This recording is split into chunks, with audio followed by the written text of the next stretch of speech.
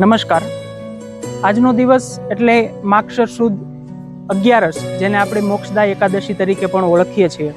અને આજના જ દિવસે આજથી 5500 વર્ષ પૂર્વે કુરુક્ષેત્રના મેદાનની અંદર જ્યારે કૌરવો અને પાંડવોની બંને સેનાઓ કુરુક્ષેત્રના મેદાનની વચ્ચે યુદ્ધ કરવા માટે આવી અને અર્જુન કે જેમના સારથી જગતગુરુ પરમપિતા કૃષ્ણ ભગવાન હતા અને એ એમનો રથ લઈ અને બંને સેનાની વચ્ચે મધ્યમાં લઈને આવ્યા ને ત્યારે અર્જુને સામે ઉભેલા ગુરુજનો, સ્વજનો, વડીલો, ભાઈઓ એમને બધાને સામે જોયા ત્યારે અર્જુન નાસીપાસ થાય અને ગાંડીવ હાથમાંથી નીચે મૂકીને ભગવાનને કહે છે, પ્રભુ હું આ યુદ્ધ નહીં લડી શકું, કારણ કે સામે મારા વડીલો ઊભા છે, સ્વજનો ઊભા છે, ગુરુજનો ઊભા છે।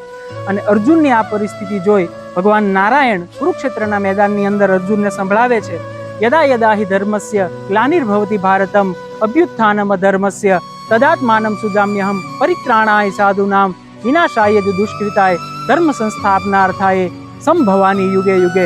હે અર્જુન, આ જગતમાં, આ બ્રહ્માંડની અંદર જે કાંઈ છે એ હું જ છું, મારા સિવાય આ જગતમાં કશું છે જ નહીં। અને જ્યારે જ્યારે પૃથ્વી ઉપર અધર્મીઓ વધે છે અને ધર્મનો નાશ થાય છે ત્યારે ધર્મની સ્થાપના કરવા માટે હું હરેક યુગની અંદર અલગ અલગ અવતાર લેતો હોઉં છું અને એમાંનો જ મારો આ એક અવતાર છે। અને એ અવતારના તમે બધા પાત્રો છો। એટલે અર્જુન, બીજા કોઈ પણ પ્રકારની મોહ માયામાં ફસાયા વગર તારે માત્ર ને માત્ર તારું કર્મ કરવાનું છે અને એ કર્મનું શું પરિણામ આપવું એ પરિણામ મારા હાથમાં છે।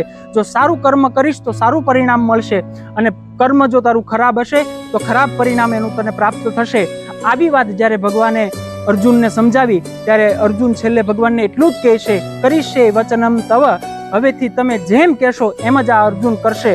એટલે આજના દિવસે આપણને સૌને ભગવાન કૃષ્ણના મુખમાંથી અમૃત ગંગાનો જે પ્રવાહ પસાર થયો હતો એવી શ્રીમદ ભગવદ્ ગીતાનો ઉદ્ભવ થયો અને એનો આપણને સૌને લાભ મળ્યો। ખરેખર કહેવા જઈએ તો ભગવદ્ ગીતા એ કોઈ પુસ્તક નથી, એક મહાન ગ્રંથ છે।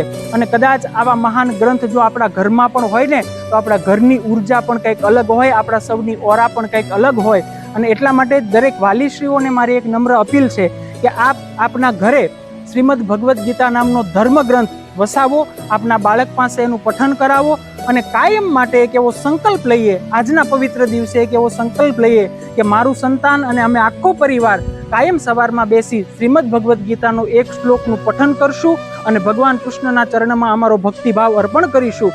અમે તો અહીંયા શાળાની અંદર રોજ સવારે પ્રાર્થના કરી અને બાળકોની પાસે શ્રીમદ ભગવદ્ ગીતાના એક શ્લોકનું કાયમને માટે પઠન કરાવીએ છીએ। પણ આજ વલ્લભી વિદ્યાપીઠ શાળા પરિવાર વતી હું આપ સર્વે વાલીશ્રીઓને નમ્ર વિનંતી કરું છું, આજના પવિત્ર દિવસે આપણે સૌ એક એવો સંકલ્પ લઈએ કે અમારા ઘરમાં શ્રીમદ ભગવદ્ ગીતા નામનો ધર્મ ગ્રંથ અવશ્ય હશે।